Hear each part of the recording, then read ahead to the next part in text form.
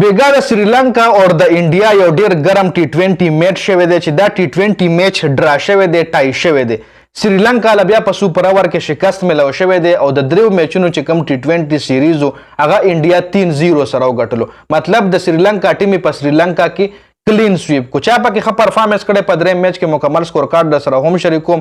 د سوریه کمار یادو په کپتانۍ کې د گوتم گمبھیر په رهنمایي کې گوتم گمبھیر د انډیا نوې کوچ دی او سوریه کمار یادو د انډیا نوې T20 کپتان دی.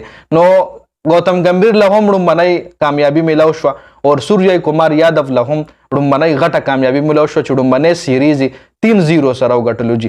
اوس پر راشو په بیګاني میچ سکور کارډ باندې خبره کوو. تاسو له سکرین باندې ښکاري چې دا مکمل سکور کارډ دی. که سکور کارډ باندې تاسو نظر واچوئ نو انډیا کړي دي 137 رنزونه او په جواب کې پر سری لنکا هم 137 رنزونه کړي دي. 137 چونکې پیچ لږ داسې سخت پیچ بیټینګ پې نه کېدو نو ځکه دومره کم سکور شوی دی. یشسوي جیسوال 9 بال 10 رنزونه، ګل 37 بال 39، سنجو سیمسن وکټ کیپر دله په دریم لومړني ځل باندې په دې سیریز کې چانس ملو شو په دریم T20 کې چې 4 بال 0 رنزونه د کړي. رینکو سنگھ هم فلاپ 2 بال 1، سوریه کمار یادو 9 بال 8، شیوم ډوبے 14 بال 13، ریان پراگ 18 بال 36 دی پکې ښکلی بیټینګ کړی. واشنگټن سندر هم 18 بال 25 رنزونه کړي دي. راوی بشنوئی 8 بال 8 او سراج چې کوم دی 1 بال 0 نټ آؤټ پاتې شوی دی. د سری لنکا را طرفې چمنډو وکراما 4 اوور 17 رنزونه یو وکټه، تیکشانا 4 اوور 28 3 وکټ ښکلی بالینګ پکې تیکشانا کړی دی. اسیتا فرنینډو 2 اوور 11 یو وکټه، مینډس 3 اوور 26 یو وکټه د هم زبردست بالینګ، اسرنګا 4 اوور 29 2 وکټ ښکلی بالینګ، مینډس 3 اوور 24 اور وکټ یو هم نه دی ایشتلی جی. اوس ورپسې په جوابي کاروای کې د سری لنکا ټیم هم صرف اور صرف 137 رنزونه جوړ کړي دي.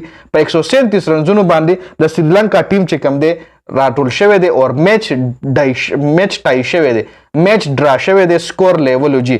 بیا پکې سوپر اوور شوی دی چې سوپر اوور ډیټیل در سره هم شریکوم. سری لنکا 137 8 شل اوورونه مکمل پاتوم نشان کا 27 بال 26، اوپنرانو یې زبردست بیټینګ کړو جی. ورپسې ون ډاون هم چلیدلی دی. کوشال مینډس 41 بال 43، کوشال پریرا 34 بال 46 اور بیا ښکته بیټسمنانو باندې قطار لګېدلی دی جی. 3-0 3-1 4-0 دا دی بیټینګ سکور کارډ دی چې لکه د موبایل نمبر.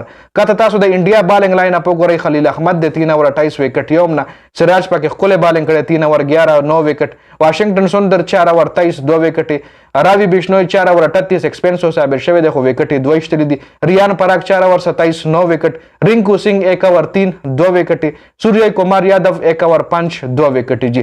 نو انډیا چې کوم دی دا میچ په سوپر اوور کې وګټلو چې سوپر اوور کې سری لنکا لومړنی بیټینګ صرف 2 رنزونه جوړ کړل او 2 کلاډیان یې اوټ شو په باونډرۍ باندې ته کیچونو شو.